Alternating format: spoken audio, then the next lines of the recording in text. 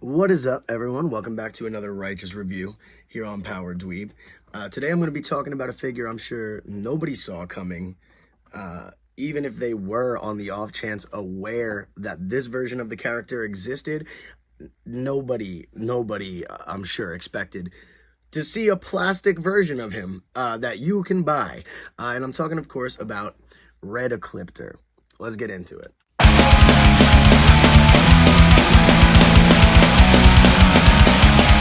Ecliptor in his red form had a blink and you miss it kind of appearance in the 40th episode of the show's 6th season, which is Power Rangers in Space. Ecliptor was one of the main antagonists of the series. Usually he would appear in a black and green sort of grid style appearance. He's red in this episode for about 8 minutes total. And then he is reverted back to his original form at the end of the episode, and he never is red again. There's only 2 more episodes, I believe, of the show. Then it's over. And they never really talk about it. Episode starts off with Astronema assigning Darkonda the duty of distracting the Rangers so that Ecliptor can then sneak onto the Astro Megaship and try to access the databases. After accessing the database, when he knows where all the Zords are, he can now, basically decimate all of the tools that the Rangers had at their disposal to keep fighting against them. Ecliptor then traps the ship in an electromagnetic web, hence the episode's title, The Impenetrable Web. He then boards the ship in search of the database, but tied up pretty quickly, but unsuccessfully, by some Home Alone-style hijinks at the hands of Decca and Alpha, the 2 only beings, if you can call them that, who are still on the ship, since the Rangers had to go fight Darkonda, leaving the ship completely defenseless. These hijinks include covering him in luggage, closing a door on his head, and also trying to banish him to deep space. Take a look.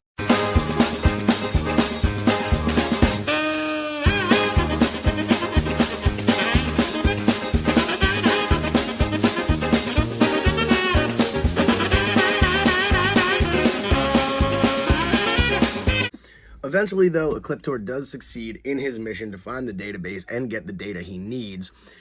From that point on, he then rips out a cord from the database, charges himself with it, and then enters Tron style into the internet. After his brief little journey through iCloud, he ends up manifesting, being shot out of a computer in the facility where the Mega Winger is stored. This is what he was looking for. He was looking for a way to attack the Zords, and now he has it. And when he's shot out of this computer, he is red. It's the first time that we see Red Ecliptor. No explanation given. He's just red now because of the supercharge. You figure it out, nerd. Thankfully, Zane is there to try to run some interference, but he does not put up much of a fight without the other Rangers. The other Rangers do eventually get there, and the fight moves to Earth. Red Ecliptor is eventually defeated, where he reverts back to his original state. But in the process, not only were the Rangers almost destroyed, but the Delta Megaship, by extension the Delta Megazord, were successfully taken out of commission by this big bad right here. And that's it. Those 8 minutes of screen time for Red Ecliptor are all that we got in the series to take a look at him. And now we get a toy.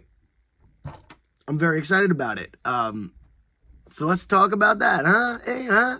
Lightning Collection has been giving us a lot of random stuff, a lot of deep cut, really cool stuff. This one I'm stoked about. It's a character, like I said, it's a blink and you miss it. If you weren't familiar with Power Rangers in Space on a deep level, I wouldn't be surprised if you didn't know this character existed. So now that we know about him, let's check out the plastic, my dude. Let's peep this plasty.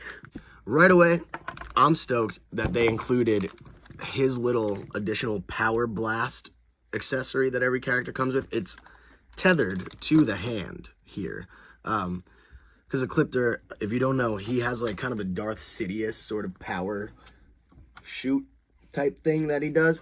And I can't imagine how difficult it would be to effectively put this on the hand if it didn't come attached. So I'm hyped on that. The detail in his sword, I'm already seeing. happy with. A lot of accessories in this collection, they've seemed to only paint one side of it. So like it would be painted here, and then here would just be red, and then no little color in his little power bead things. So I'm happy with that. Also, this sword is just so cool. Ecliptor is always cool, in my opinion. His weapons are always cool, but this just has like sort of like an HP Lovecraft energy to it. Like all the eyes in there. I don't know. This thing, it just seems macabre. This feels like Demon Ecliptor as opposed to the usual Tron Ecliptor. Let's get into the body, man. So if you have watched my videos before, you know that generally I am a pretty big fan of the villain molds that Hasbro comes up with. They're always really bulky, really solid. And Ecliptor is no exception here. We can look, he's just as posable as the other figures. I like his little knee joints. Really keeps the consistency with the show armor. His red, surprisingly, consistent throughout. That's a check. That is, for some reason, hit or miss with Hasbro. He's very posable. Let's see about the hands, though.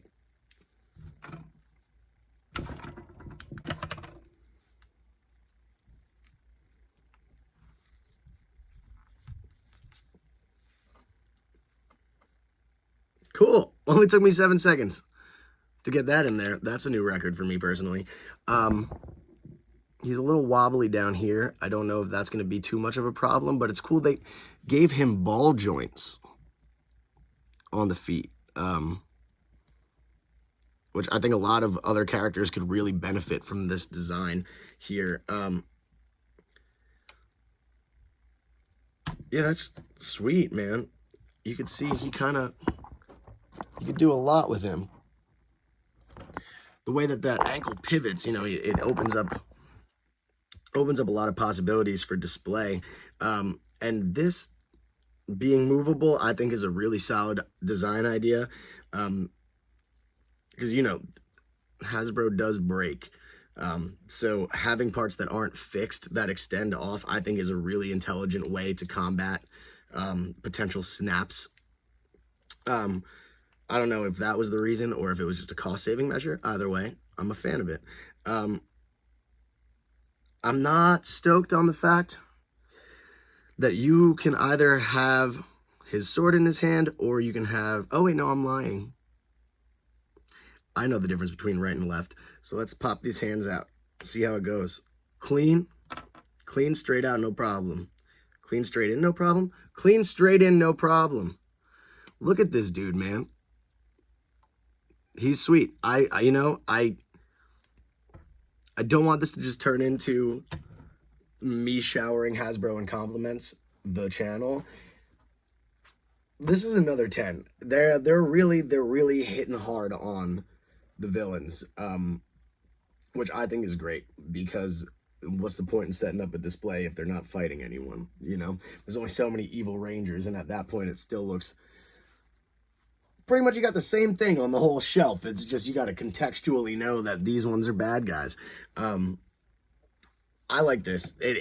It's not as high quality as the Tangle Warrior, I would say. It's still, I'm gonna give it a 9 then, just off the Tangle Warrior.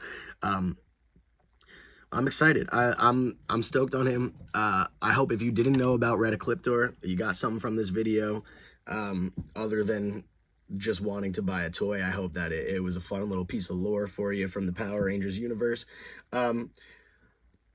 If you made it this far, thanks for hanging out. Make sure to like, subscribe, comment, all that good stuff. I am still doing giveaways. I'm going to be giving away a figure at 100 followers and a figure at 200 followers. I have a Lightning Collection Phantom Ranger for 100, and I have SPD A Squad Green for 200. Let's get there, yo.